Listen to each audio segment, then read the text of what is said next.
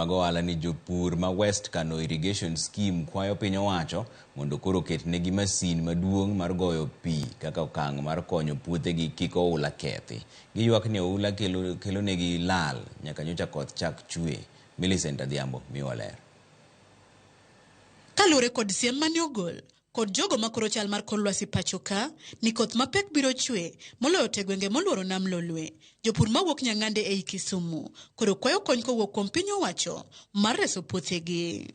Kane giloso e sub county ma Nyando, giyango ni giseyudo lal kendo maromo eka 650 osenimo e oula bang' ka aora Nyando nopong' gi pi ma omuomo nyaka e puothegi. 600 acres sani nitiere piny to gidhi gi pesa mang'eny.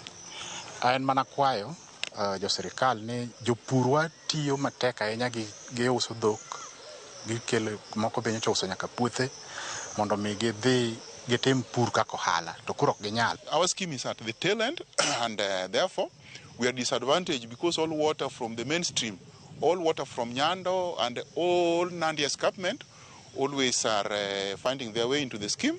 Katodo koni duol mochung' ne keyo pie puothe, National Irrigation Authority noseyawo negi odundu mar oula kaka yorno mar keto ikruok ne El Nino mane okor ni biro chwe pachoka.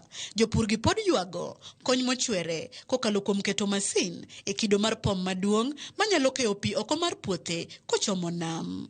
Koro wakwayo jo sirikal kata gi county government ni ubi ground ka une kaka jopur nyalo konyore, kunyalo konyowa kata gi subsidy matin e weche mag mbolea, weche mag kodhi mondo jopur odog e pur kaponi pigni eki odok. To maduong' wariwre uru kamoro amora montiere both county government and national government mondo ket ma pump West Kano ka as early as possible nikech puothewa pod gin mana kaka ne gin chon to population osedhi malo. Wach mar outlet pump en gima wasewero higni gi higni. Scheme waka wanyalo puro diriyo. To wanyalo puro mana ka wan gi outlet pump nyaka lower fields ma karibu eka 100,000 wanyalo puro maber kendo wapulo diriyo mondo pesa obed ofukowa.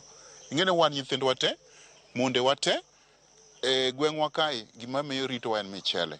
To michele ni kodhi maber to nyithindwa dhi skul kam Januar wanyalo access kata mana weche mag thieth maber.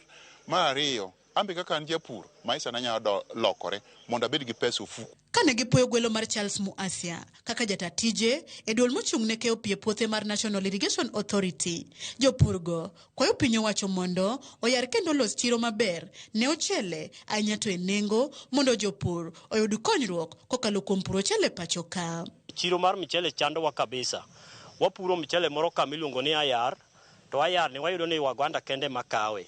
Koro kasa ma Waganda go onge to michele wadiwogo ka. Koro ne wakwayo ni kaber tikawnwa jowa ma jo cooperative nikech cooperative mochung' for marketing, production and marketing. Ikawnwa gi to gidhi gipuonjre to mondo gimanynwa chiro. Koro kwase produce maber to giusonwa chiro to japur yuto mondo nyithindo dhi school. Come next year wan gift makoro obio miwa mondo warwake wabed kode piny wawuo kode mondo washare kode kaka en nyathi ja Kenya mong'eyo chandruokwa.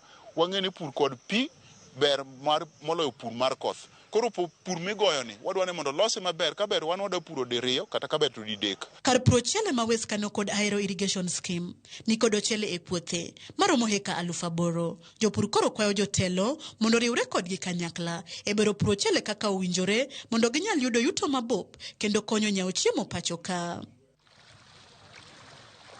Millicent Adhiambo, Ramogi TV, Nyando, Kisumu County. Jogo manie sekta mar limbe kachie